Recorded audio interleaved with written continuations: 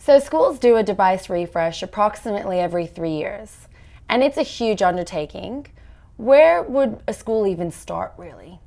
Before beginning the procurement phase of a fleet refresh, it's important for the school to analyse their current digital and device strategies by understanding what works, what their current limitations are, and particular changes to future curriculum. You can put your school in the best position to select the right device for the right student for what could be up to 3 years.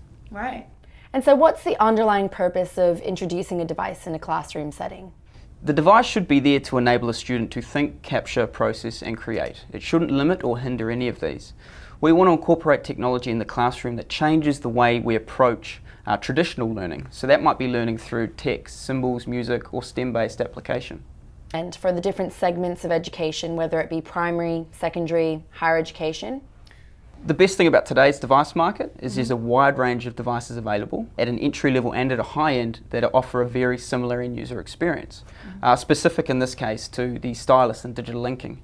Now I'd recommend this as a base requirement for all age groups.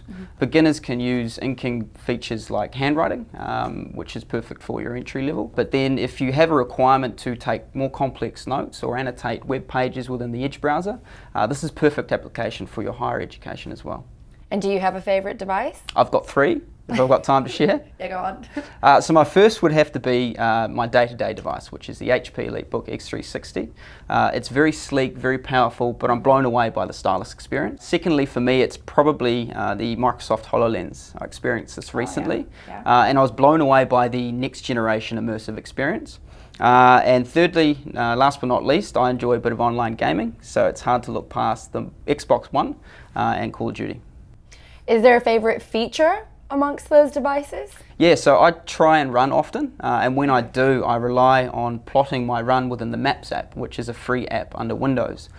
So based on the distance I feel like running on any particular day, I'll plot my course in the app using the stylus and inking, and in real time get feedback as to the distance I'm going to run, whether that's plot by course or entire course. All right, brilliant.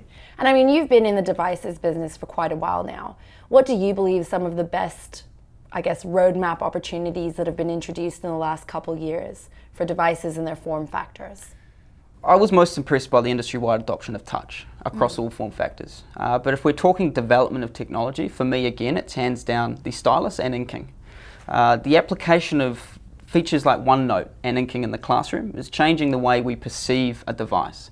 It's moved from a traditional note-taking or browsing tool to what I like to call more of a digital canvas. Do you believe a device makes a difference? Without question.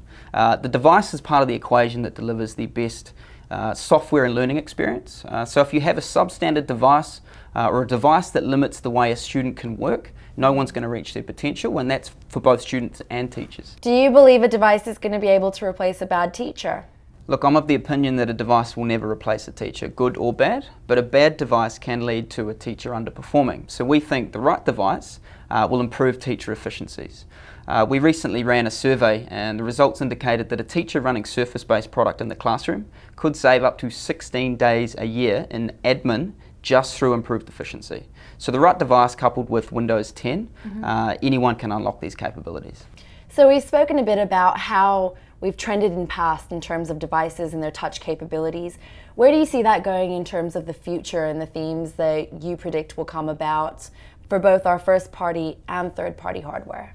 I'm most excited about first-party and third-party mixed reality solutions, and in particular how we can find a way to incorporate this technology into the classroom in a meaningful way. But as far as industry trend goes, I would expect to see continued development around things like performance, battery life, and designing and creating devices that are more durable for the education market. With such a range of devices, how do you really start to see them integrate with one another? It's an exciting time for the technology and education industry at the moment. Windows 10 as a platform is offering students and teachers experiences that they could never have imagined before. And that opens new ways of learning, and I'm specifically referencing 3D application. You can take an entry-level device that has touch or stylus, you can render, create or redesign even a 3D object, and then you can bring this object to life using a first or third-party mixed reality headset. So if I'm looking for a bit more information on first-party and third-party devices and warranties that are suitable for a classroom setting, whereabouts would I go? Surface product for education is sold via a particular set of partners called Surface Education Resellers. Now these partners have access to education pricing and warranty options, a lot more. If you're looking for third-party device information, all you need to do is search Microsoft Right Device. Okay. We also have at our disposal a number of teacher ambassadors who can engage directly with your school, whether it's teacher or IT staff, to help them unlock the true capability and potential of the device, but also the Windows platform. So Ryan, just before you leave us, what are some parting words of wisdom? Have a strategy that supports learning first and foremost, but also one that supports your staff and ICT managers in enabling and supporting the students through their ICT journey. Select a device that enables the tasks of the future, and what I mean by that is a device that enables connectivity to things like robotics, STEM applications. You can create videos and render 3D images. So if I was to sum it up, it would be to select a device that prepares the students of today for the workforce of tomorrow. Brilliant. Well, thanks so much for your time. No problem. Thank you.